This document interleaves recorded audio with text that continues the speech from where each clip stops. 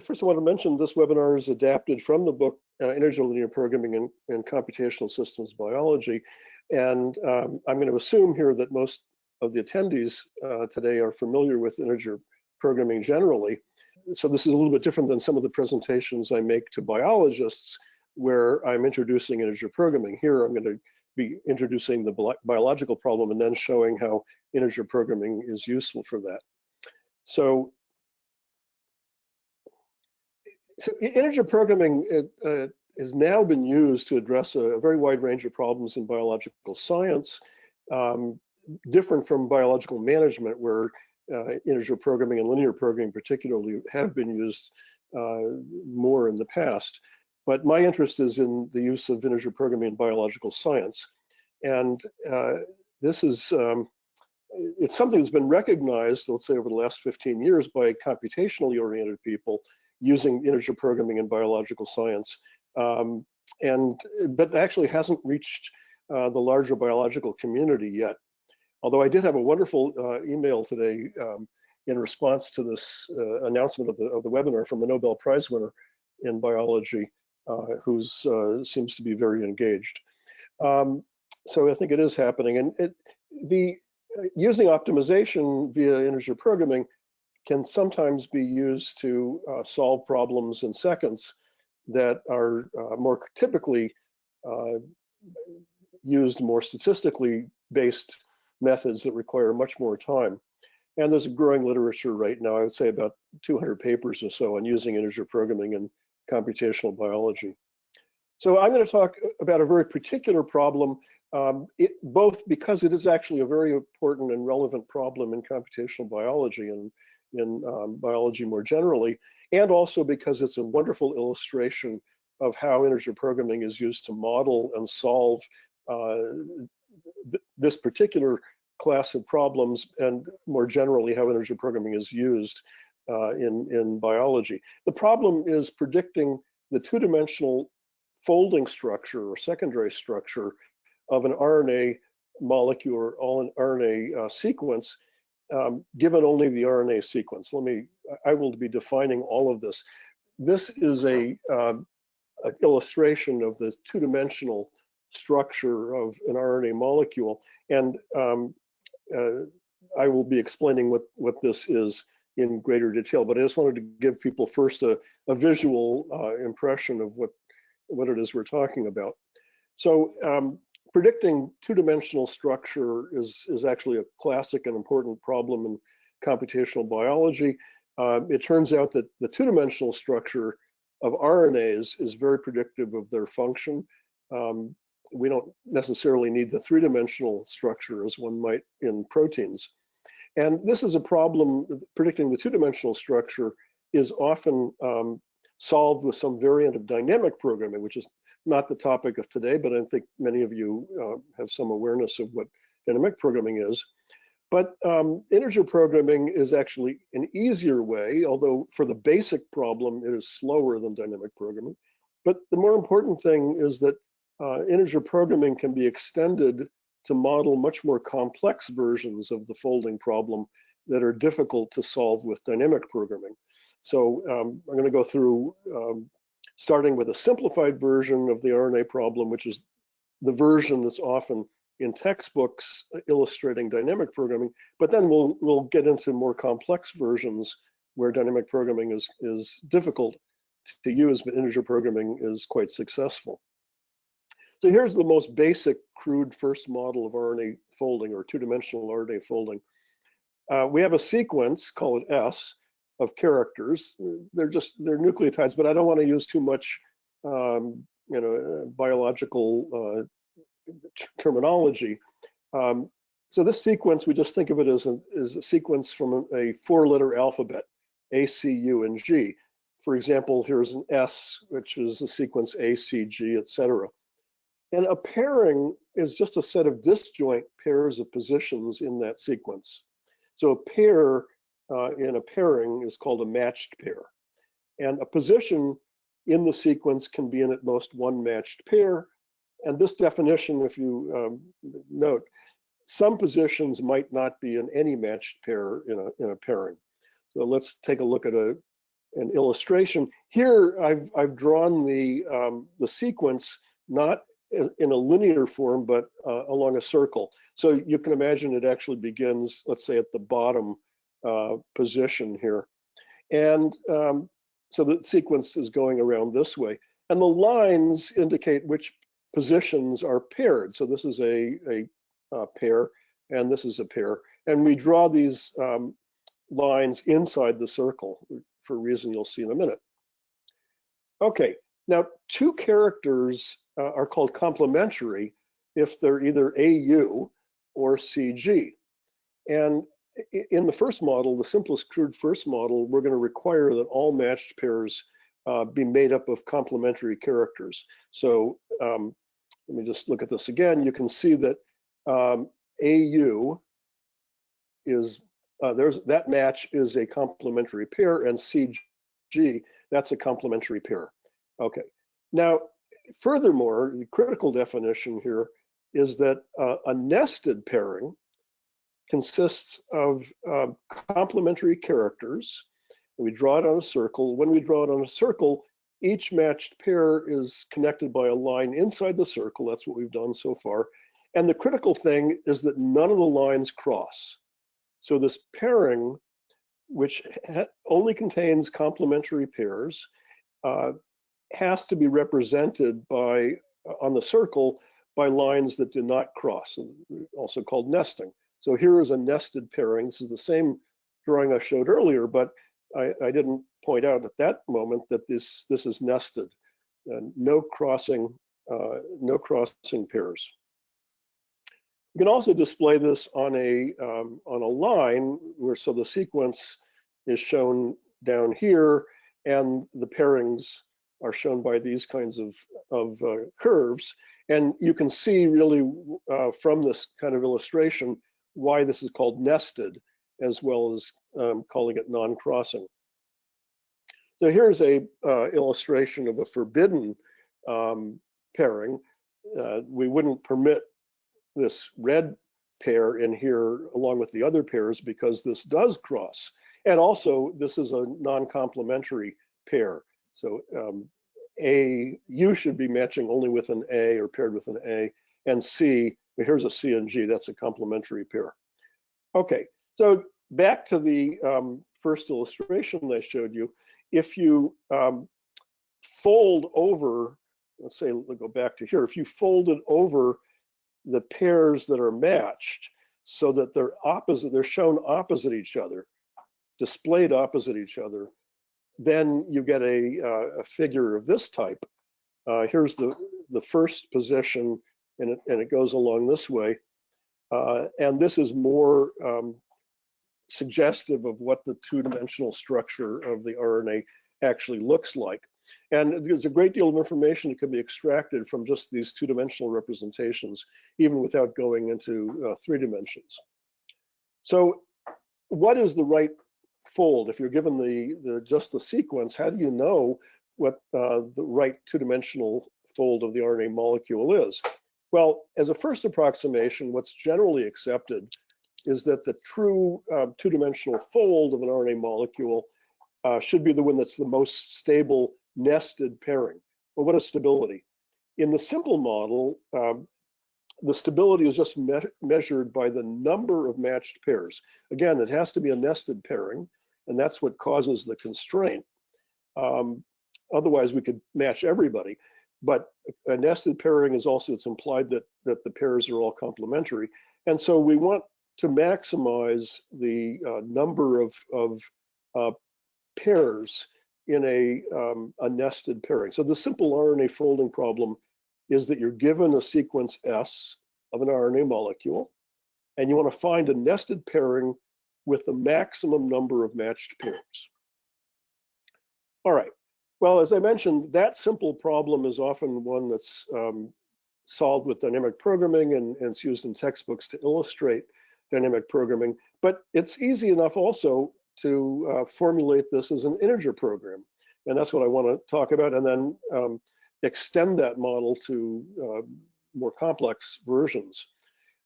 So in the integer programming formulation of the simple RNA folding problem, we're going to have one binary ILP variable, but mind you, binary means that the variable can take on the values only of 0 or 1.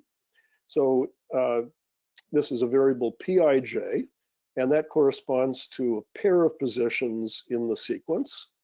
And we'll just, for convenience, I is less than j. And this variable Pij is going to be set to 1 if and only if position I is paired with position j. So this is just describing what the pairing is going to be. Of course, we're going to need integer programming constraints that make sure it's a nested pairing, and we'll get to that. So if an ordered pair of characters in any positions I and j are not complementary, that is, they're not AU or UA or CG or GC, then you just simply create the inequality Pij equals 0. That disallows a pairing between positions I and j. Also, we need to require that each site is at most one matched pair.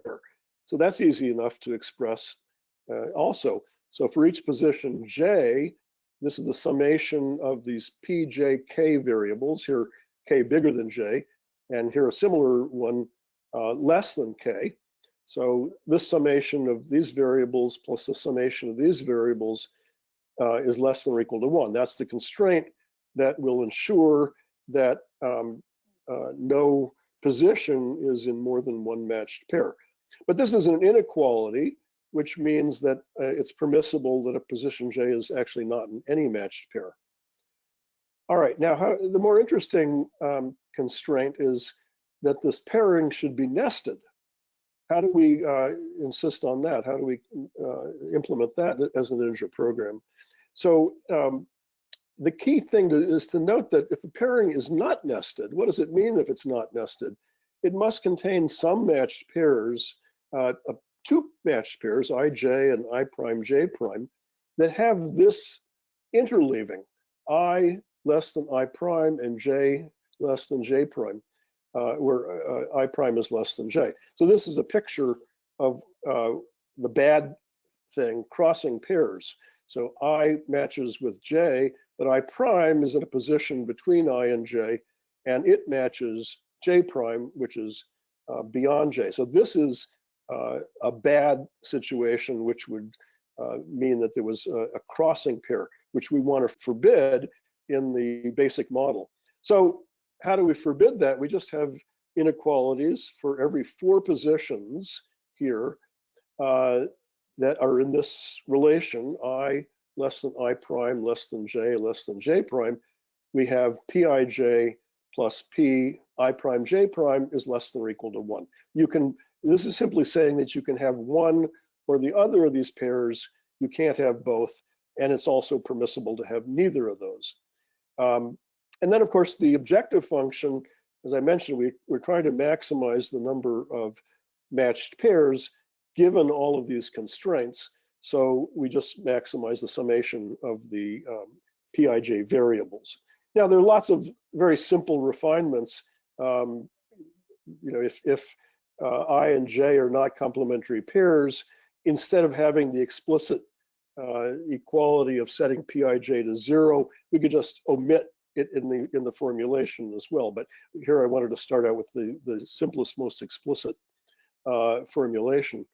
So here's a toy example. Let's say S is this sequence. Then the objective function is going to be to maximize the summation of all the pairs of positions, but some of them are forbidden because position 1, 2, for example, that's an AC, which is not complementary, so that's going to be set to 0. Then we have the inequalities that ensure that any position is paired with at most one other position. So here's the inequality for position 1. It might be paired with position 2 or 3 or 4 or 5, but the summation of those is going to be less than or equal to 1. And then the inequalities that assure that the pairing is nested. Well, we have the 4 positions, 1, 3, 2, 4. Well, 1 is less than 2, which is less than 3, which is less than 4. So we can't have both of these pairs in the pairing. Otherwise, that would be crossing or non-nested. And that's it. It's a very simple formulation. Again, this is for this particular example, but you can see in general that this is a pretty simple thing to state and to create given a particular sequence. And then, of course, once we have this, it's passed over to a solver, Gurobi, for example, and the solver finds the values of the P variables, which tells us what the pairing is, the nested pairing is that maximizes the number of matched pairs.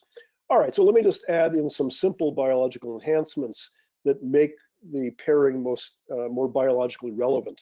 The first one is that there has to be a minimum distance between matched pairs. You're not in typical RNA sequences or foldings, you're not permitted to match your neighbor, or sometimes a neighbor within 3 positions, sometimes 5 positions. But that's, of course, a very trivial thing to incorporate. You just set Pij to 0 in the formulation if I and j, positions I and j are too close. Then secondly, we often have differential binding strengths. That is, a CG matched pair actually is a stronger pairing or bonding chemically than an AU pair. And so that just means that we should add in weights for each matched pair and find a maximum weighted nested pairing. Well, of course, that's also a trivial thing to incorporate.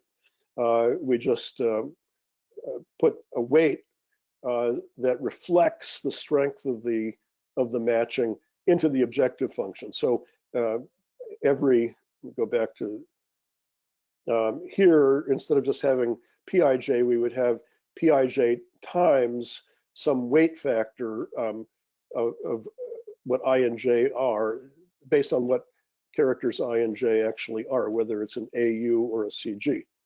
Okay, so those are enhancements that are important in making the matching biologically meaningful, but they're very simple in terms of the integer program. Another simple enhancement is that sometimes a small number of non-complementary characters are allowed. And this is typically a GU that's a non-complementary because U is typically paired with A and C with G. But if we use weights in the objective function, we can allow non-complementary matched pairs, but we can discourage them with the appropriate weights. And so that's a simple enhancement as well from integer programming standpoint. Or we can modify the model to bound the number or percentage of non-complementary matched pairs in the following sort of simple way. This is the summation over positions where you would have non-complementary pairs, and we want that to be less than or equal to some allowed fraction of all the matched pairs in the pairing. So we can have instead of explicitly forbidding non-complementary pairs, we can simply limit their influence but allow some in this way.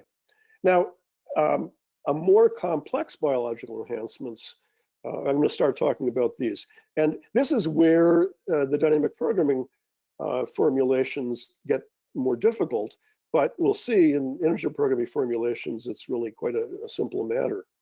So I have to define some things. A matched pair Ij in a nested pairing is called a stacked pair if its neighboring positions, I plus 1, that's immediate neighbor to position I, and j minus 1, that's the left neighbor of j, also form a matched pair, or symmetrically if I minus 1, j plus 1 form a matched pair in the nested pairing. Let me,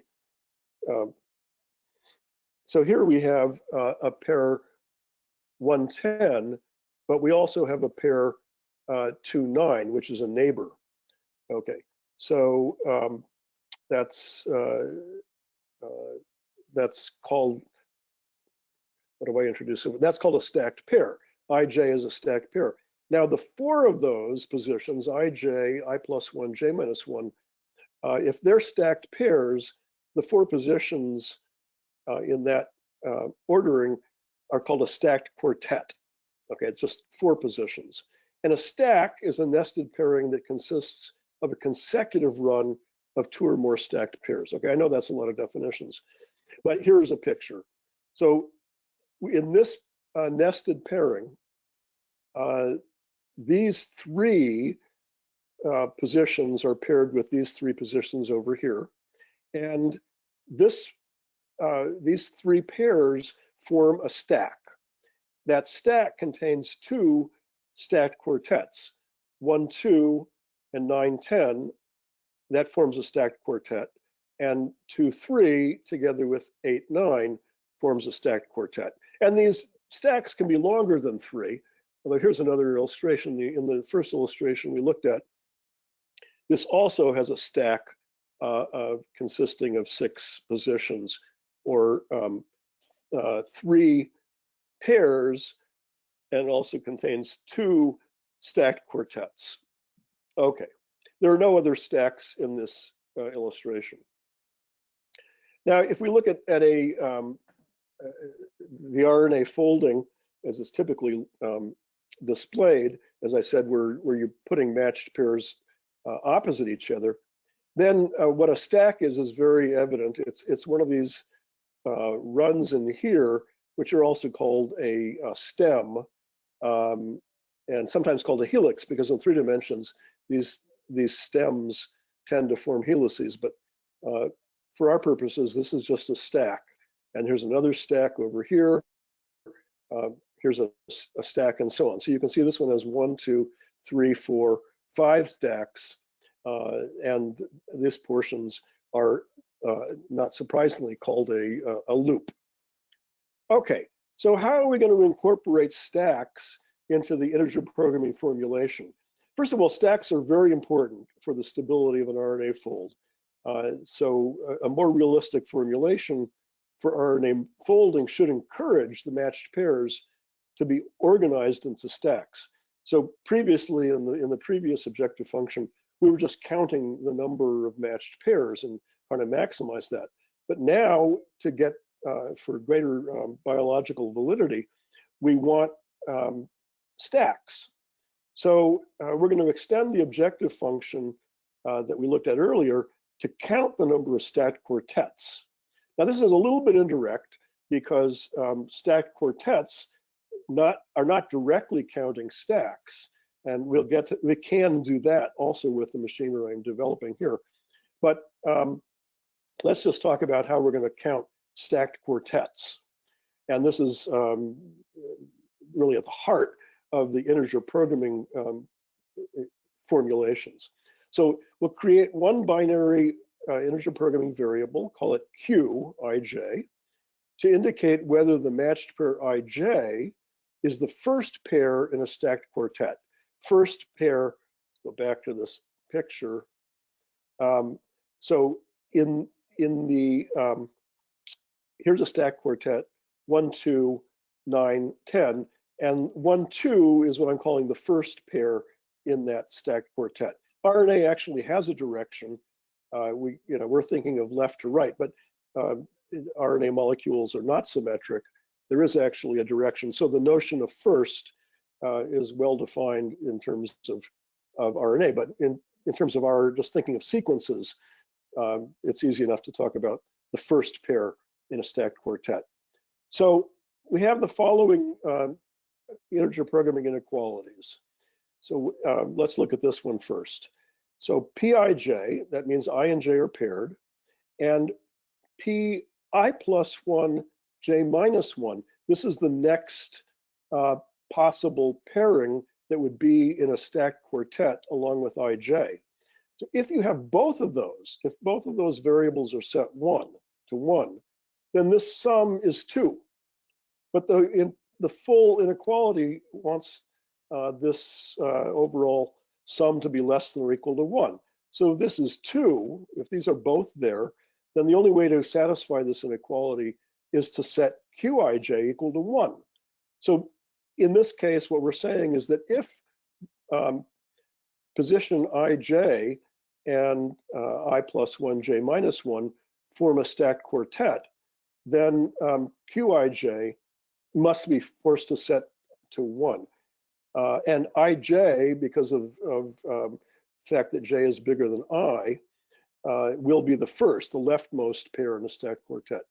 Now, we want the other direction as well. We want to set Qij only if this position Ij is the first pair in a stacked quartet.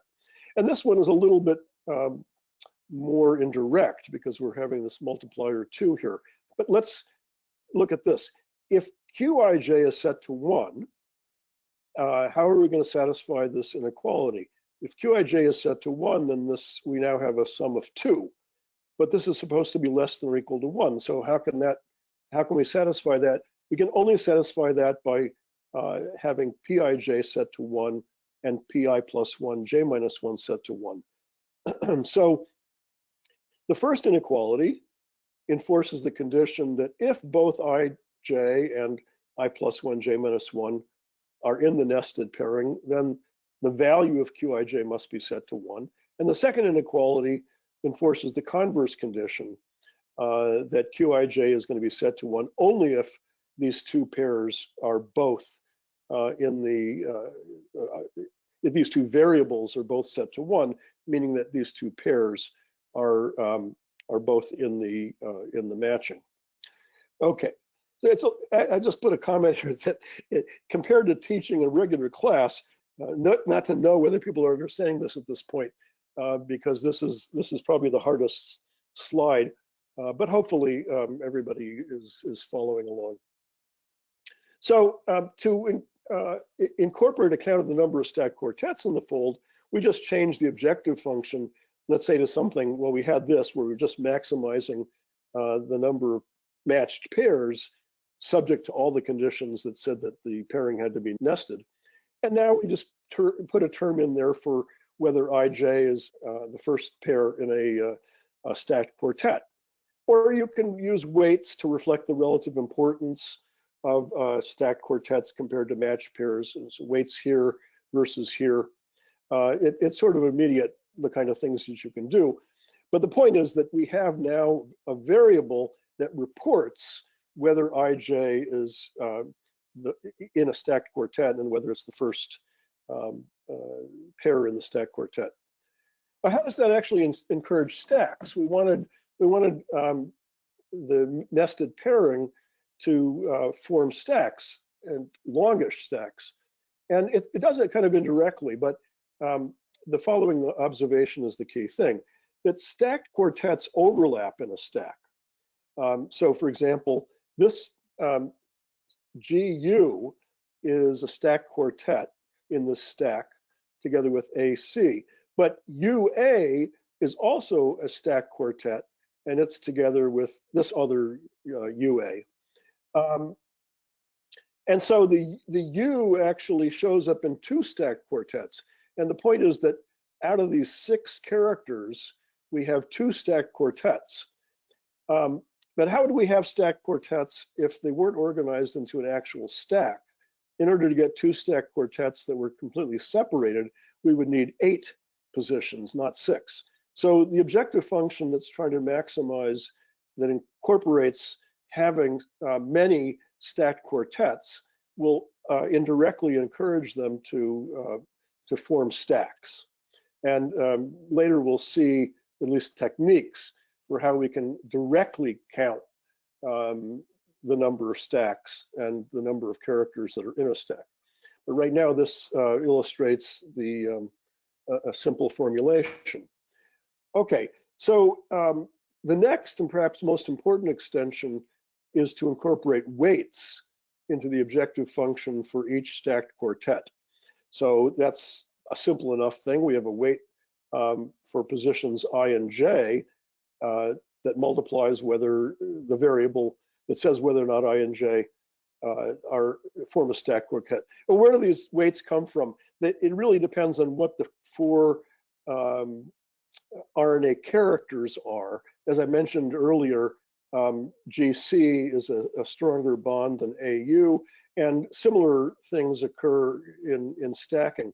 And there have been very extensive studies that have been done to determine what good weights are for stacked quartets. And the validity of the fold that gets computed is very dependent on using good weights. But from a standpoint of integer programming, it's a trivial matter to incorporate those weights into the formulation. In fact, sometimes stacks are so important that sometimes the objective function that includes both pairing and stacks is just replaced by one that just reflects stacks. So some biologists and biochemists think that this is the most biologically meaning objective function. And what's interesting that I found, I hadn't expected this, but in empirical investigations I did while I was writing the book, is that these different objective functions solve at various different speeds. In fact, this objective function solves much faster than this one. Let me give you an example. Just a length 100, we've set the minimum distance between permitted matched pairs to be 5, and using the objective function that just contains the p variables. That's the first objective function we looked at. Now this is ancient, Gurobi 7.5. I know we're up to 9 now, but this is just to show you the qualitative or quantitative difference here. This took Gurobi 13 minutes on my laptop. I do everything on a simple MacBook Pro. 13 minutes produces a nested pairing with 33 matched pairs, and it happened to have 14 quartets. But then when you use the second objective function that has both p and q variables, Gurobi took 51 seconds. It's a huge improvement, and producing the nesting. It wasn't that different, 32 matched pairs, but 20 quartets. Okay, so it organized it much more into stacks. And then when we drop out the p variable from the objective function, we only have q variables. Then Gurobi only took 2 seconds and produced a nested pairing with 29 matched pairs and 20 quartets. Okay, so you can see that this is working. It's forcing the matched pairs into quartets. But what's really interesting here, I say good karma, the most biologically informative objective function, which is this one, also solves the fastest. That's a happy circumstance that doesn't always happen in life. All right, so now let's get to even more elaborate models of RNA folding.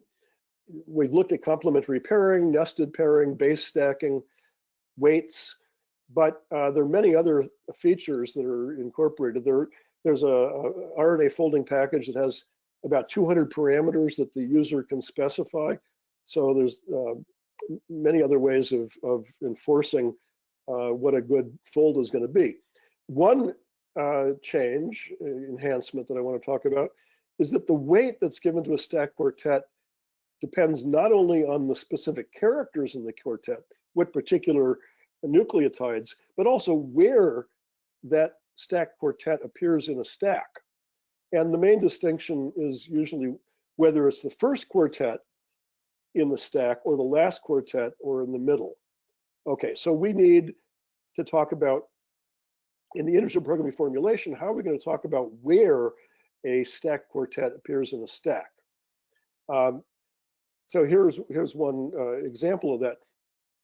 We have a integer programming variable Fij, and we want that to be set to 1 if and only if the stacked quartet I plus 1, j minus 1, j is the first stacked quartet in a stack.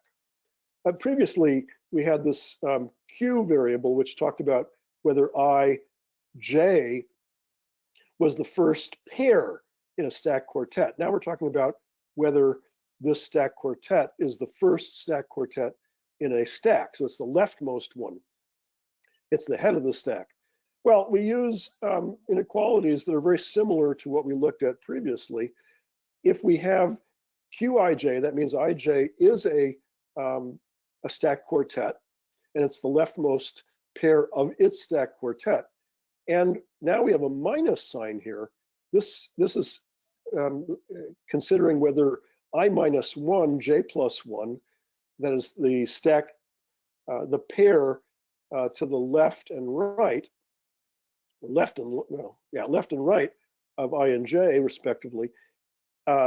If this is set to 0, then we have, this is a 1, this is a 0, but this is supposed to be less than or equal to 0. So the only way to make that happen is to set Fij equal to 1. So Fij is a reporter variable that reports whether or not Qij is the leftmost stacked quartet in its stack.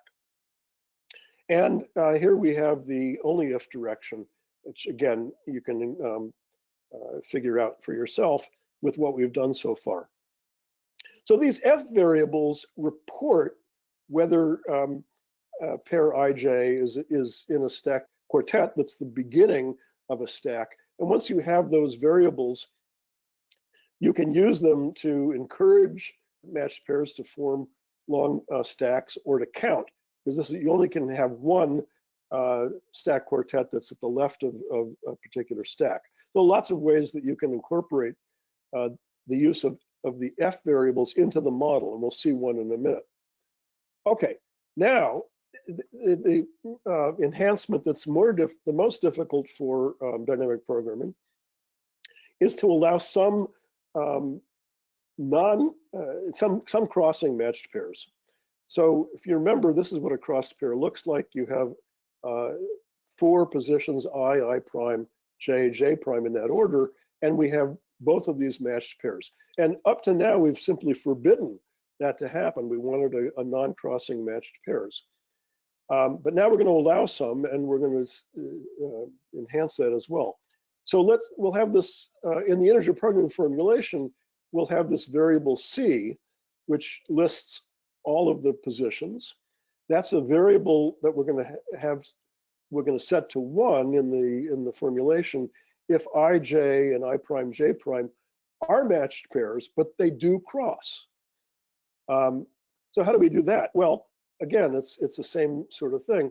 For each 4 positions, instead of having an inequality that forbids them from crossing, what we do is we have this inequality, which just records the fact that they cross. This is a recording variable here, a reporting variable. So if you have that pair and that pair, that's crossing. The only way to satisfy this inequality when these are both set to 1 is to set the C variable to 1. And that records that, that these 2 pairs cross. We won't need the only if direction in the way this is used. So with C variables, we can add in inequalities that limit the number of crossed pairs to some fixed percentage or the number and so on. But the way it's most importantly used is in what's called pseudo-knots. And pseudo-knots generalize just individual crossing pairs using the notion of a stack. So if 2 sets of crossing matched pairs are organized into stacks, they form what's called a single pseudo-knot. That's a single structural feature in the RNA folding. So on the left here, we have no crossing pairs. On the right, you can see that these matched pairs are crossing these matched pairs, and they're crossing these matched pairs and these matched pairs. But these are organized into a stack, and these are in a stack.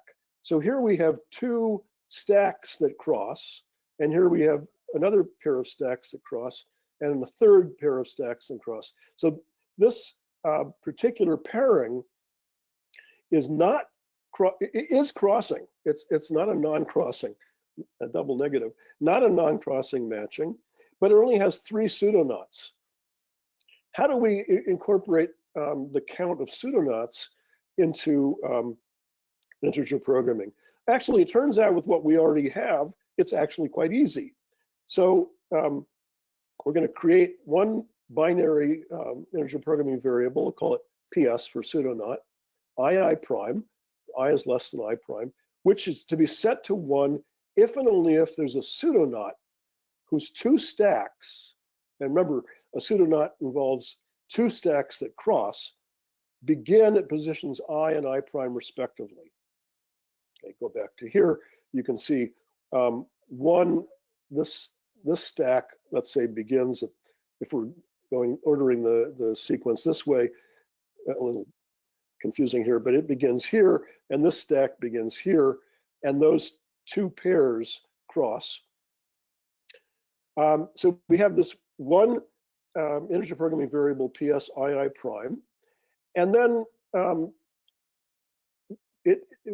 we're going to create inequalities to set this variable to 1 if and only if their positions j and j prime with the following condition. Fij is equal to 1. That means that ij is the leftmost stacked quartet in a stack, and fi prime j prime is the leftmost stacked quartet in a stack. And of course, it can't be the same stack because they're both the beginning, the heads. So if these two variables are set to 1, and the variable that says that these two pairs cross, that ij crosses I prime j prime, then that is the indicator that these two positions start a pseudo-knot.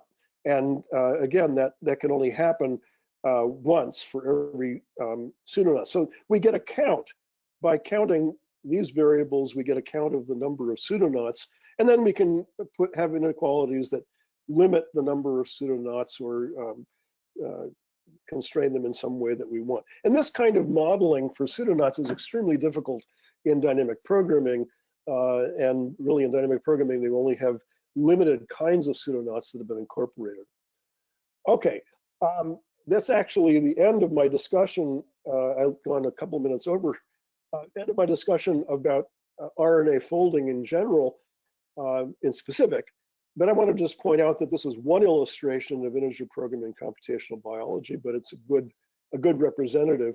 And just very quickly, how does computational biology, integer programming in computational biology differ for traditional applications? To me, what happens is that in traditional applications, the native description of the problem looks linear, whereas in the problems that come up from computational biology, that doesn't initially look linear, but in the end, we are modeling it with linear inequalities. What we're actually doing is reductions in computer science. Okay, so I think having run out of time, I should end there and allow questions. This is a cover of my book. Thank you, and I now turn it back to the moderators to do the question. Thanks, Dan, for the great presentation. We're now ready to jump into the Q&A session. Dan, can you discuss some of the other computational biology problems that you might solve using mixed integer programming? Well, okay, so not doing too much of a sales pitch for the book. The book discusses about 50 different problems that come up. Not only problems, but things that have actually been allocated, discussed in the literature. And those applications are very, very broad in terms of the biological applications. A lot of problems from sequence analysis, not only RNA sequences, but DNA sequences, protein sequences, protein folding. In protein folding, you do want to look more in 3 dimensions as opposed to just 2 dimensions. There are many problems in genetics that come up, predicting what various genetic sequences look like from partial information. There are many problems that have to do with messy and corrupted data, which is very prevalent in biological data. In fact, almost every application that comes from biology has to consider what to do with messy and incorrect data. So one of the typical applications from an area called phylogenetics is when people recognize that some of the data is faulty, they just remove it from their data set.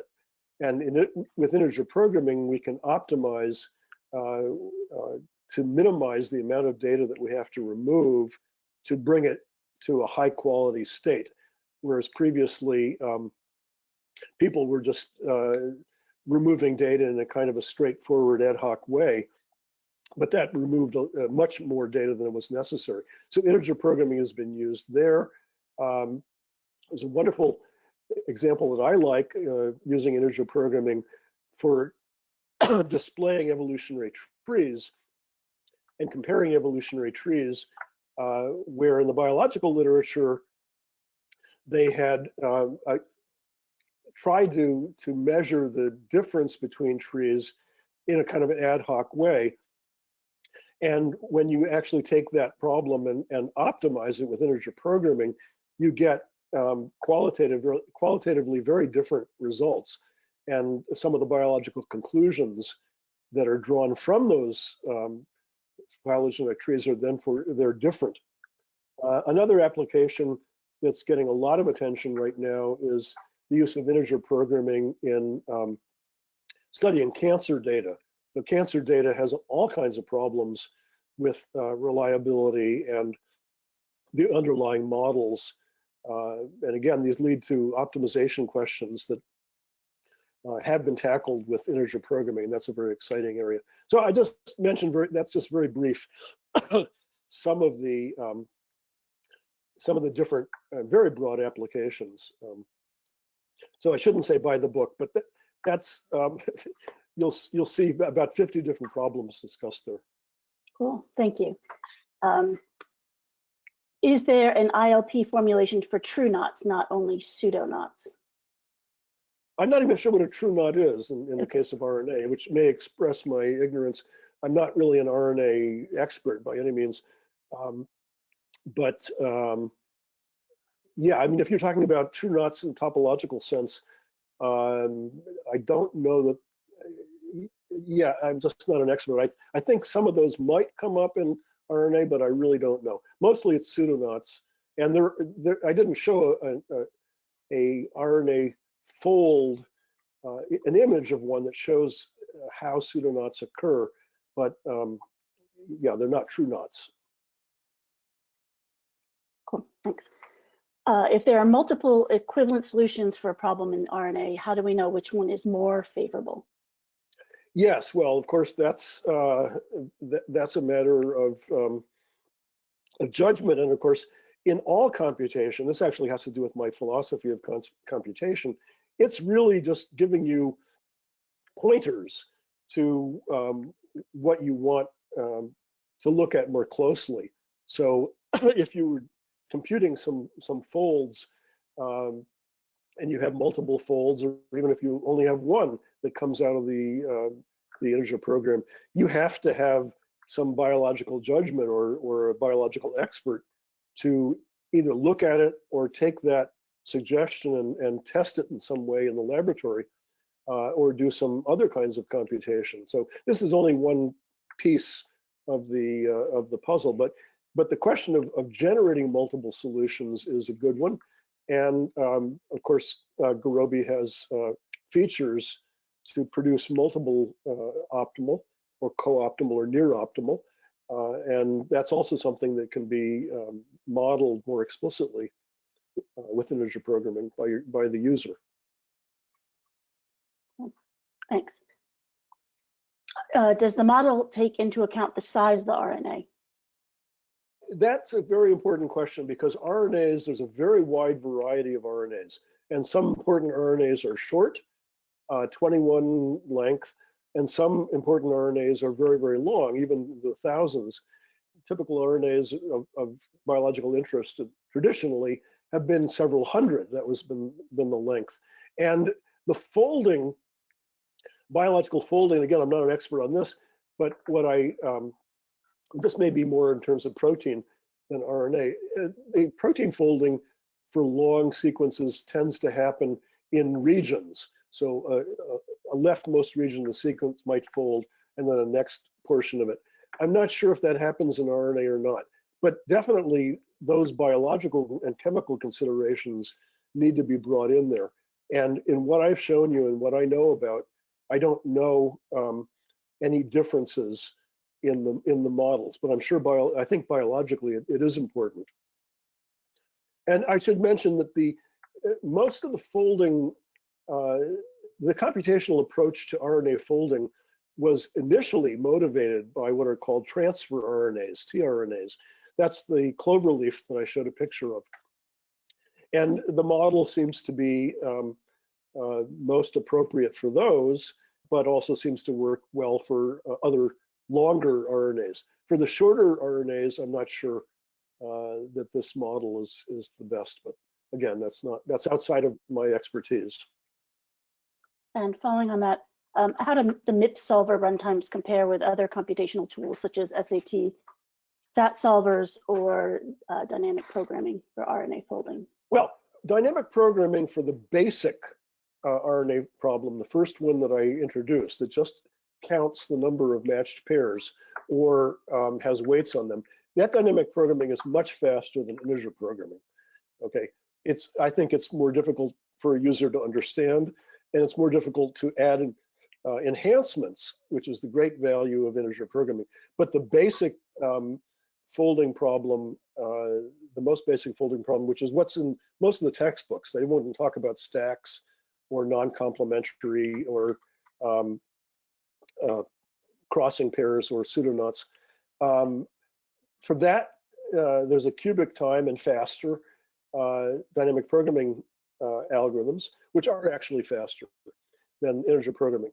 Now, when you get up to pseudo-knots, the dynamic programming has incorporated some limited types of pseudo-knots. They've had to limit what kinds of pseudo-knots they're looking at in order to get an intelligible formulation. And for that, I think the running times or the asymptotic bounds, instead of being n cubed, which was for the basic problem, go up to about n to the sixth. And again, it doesn't have the flexibility or the ease that integer programming has. In terms of SAT solving, we've actually looked at that recently, and we have a paper that's coming out in a month or so that compares integer programming to SAT solving. Actually, so I take it back. The RNA folding was not looked at in that paper, but the paper compares integer programming and SAT solving on 3 other hard problems in computational biology. And it's a mixed result. SAT solving is, I was very surprised, is on some problems extremely efficient in comparison, and on other problems it isn't in comparison to integer programming. So but that is a very rich area to look at. Interesting, cool, thank you.